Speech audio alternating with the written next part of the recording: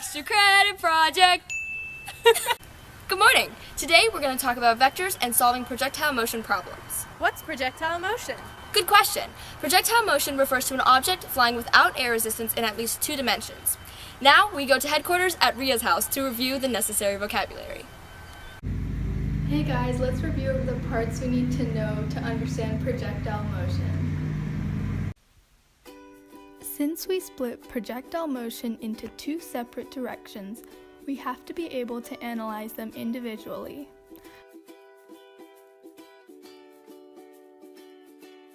The 3 variables that allow you to solve for the parts in the x direction are velocity, change in position or displacement, and time. Velocity is the change in position over change in time and is a vector, meaning it has both magnitude and direction. This means that we can relate all 3 of these variables with this equation, which allows us to solve for one of the variables if we know the other 2. Velocity on the x direction is always constant, as there is no acceleration in the x direction. For the y direction, we have velocity initial and velocity final. The acceleration in the y direction is always caused by acceleration due to gravity, also known as little g. Acceleration in the y direction can be represented as negative little g. This makes the acceleration in the y direction negative 9.81 meters per second squared.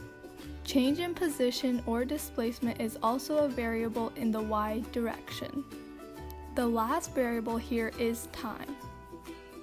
In this situation, if we know 3 of our variables, we can solve for the other 2. The equations that we use to do so are the UAM or uniformly accelerated motion equations. We know that we can use these since our acceleration is constant. Since time is present in both the x and y direction and will be the same, it can be used to link both directions. And based on the information given, you will be able to solve for all other variables. Now let's go back to Gauri, who will explain vectors. Say we have a vector with a magnitude of v at an angle of theta. In order to solve for unknowns, we need to break this vector into its one-dimensional components, the x and the y. You may notice that this is a right triangle, and we know a lot of stuff about right triangles. For instance, how to solve unknowns through SOHCAHTOA. Sine of theta equals opposite over hypotenuse, cosine of theta is adjacent over hypotenuse, and the tangent of theta is opposite over adjacent. Applying this to our vector diagram, we can use cosine to figure out adjacent, or the magnitude of the x component. Multiply both sides by the hypotenuse to isolate v sub x, and we find what we're missing. In order to solve for the magnitude of the y component, we can do sine of theta equals opposite over hypotenuse.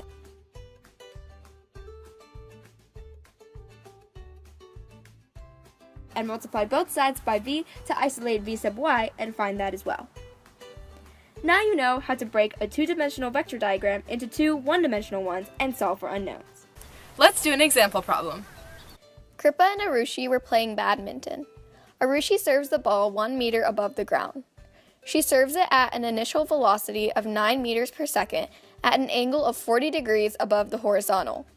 Kripa hits it back at 1.5 meters above the ground. How long is the birdie in motion before it reaches Kripa? What is the horizontal displacement of the birdie? First, let's draw a picture. Now, let's list our known variables. For the x components, we currently don't know any, but we will calculate our velocity in the x direction in the next step. For the y components, we don't know our initial velocity in the y direction either. We know the vertical displacement to be 0.5 meters. We also know that the acceleration in the y direction is equal to negative little g, which makes it equal to negative 9.81 meters per second squared. We don't know our time either. Let's calculate our initial velocities in the x and y direction. Remember, our initial velocity in the x direction is the same as the velocity in the x direction, as velocity in the x direction is always constant. First, let's draw our picture.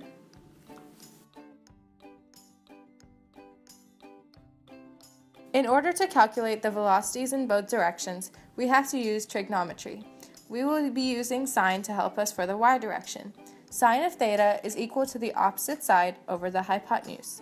Since we know that theta is 40 degrees and the hypotenuse is 9 meters per second, we know our velocity in the y direction is 9 times sine of 40.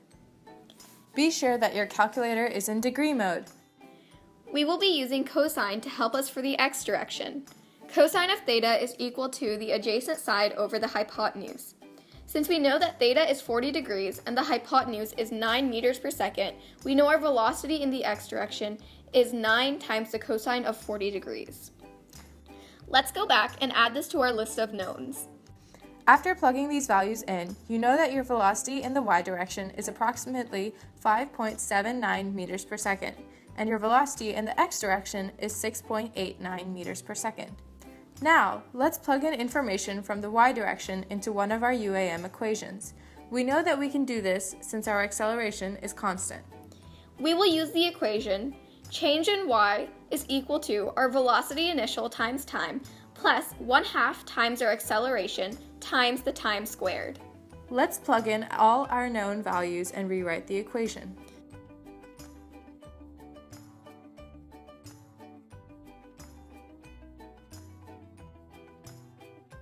Let's move the displacement in the y direction to the other side to make the equation equal to 0, allowing us to use the quadratic equation.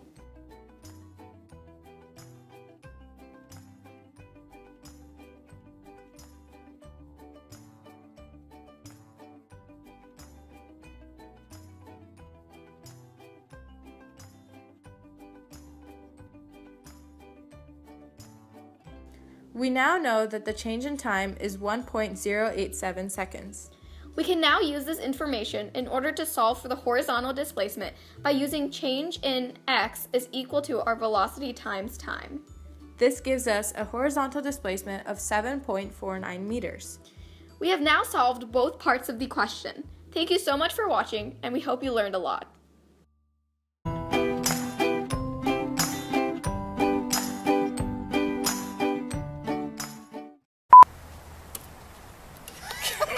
Wait. Oh, okay.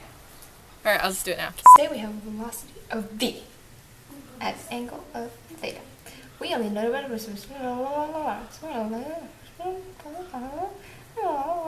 Go.